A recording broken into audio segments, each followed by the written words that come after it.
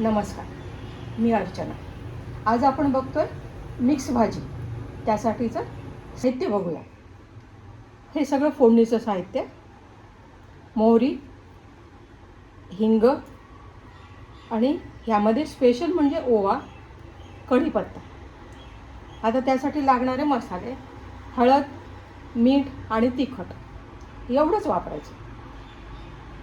ही चिरलेली कोबी, वालपापडी, गाजर, सिमला मिरची, वाटाणे, टोमॅटो, कोथिंबीर आणि दाण्याचा कूट.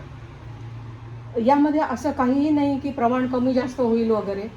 कोबीचं प्रमाण थोडं जास्त ठेवायचं, बाकी सगळं तुम्हाला आवडेल तसं घ्यायचं.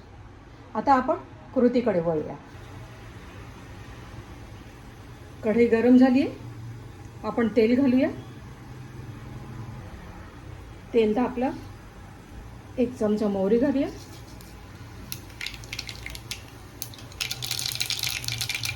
2 चिमूट हिंग घालूया. 1 चमचा ओवा.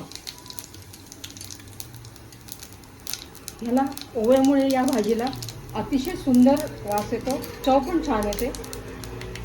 आपण कढीपत्ता घालूया.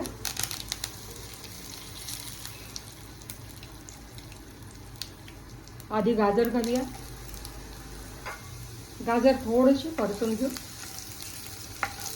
कारण या सगळ्या भाजींमध्ये जास्त वेळ लागणारी भाजी म्हणजे गाजर शिजायला वेळ लागतो फक्त. त्यामुळे याला आधी आपण थोडंसं परतून घेऊ. वालपापडी घालूया.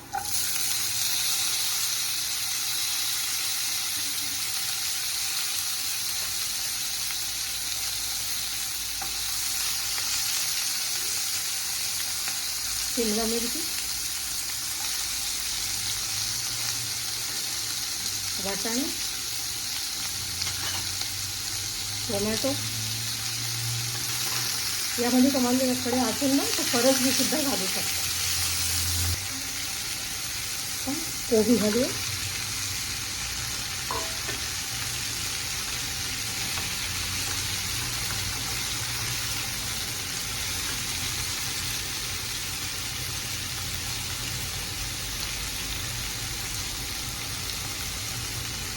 चवीनुसार मीठ,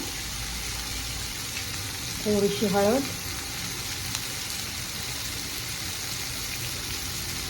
आवडीनुसार लाल तिखट. यामध्ये तुम्ही लाल तिखटाच्या ऐवजी हिरवी मिरची पण घालू शकता.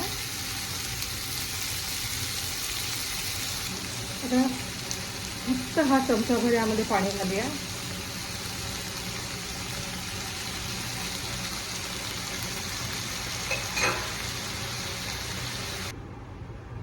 आता आपण झाकण काढून भाजी बघूया.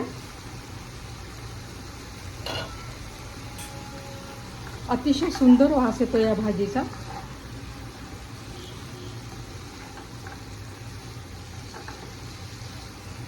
आता भाजी होत आली. आपण त्यात दाण्याचा कूट घालूया 2 चमचे. कोथिंबीर घालूया.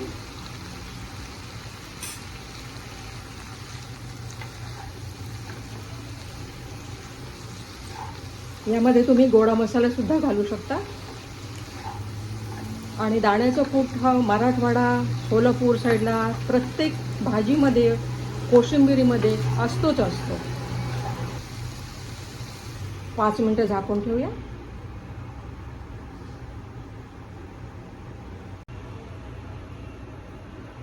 आपण झाकण काढूया.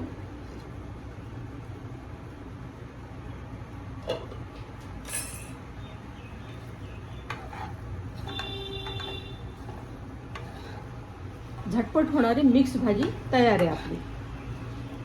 आता आपण सर्व करूया.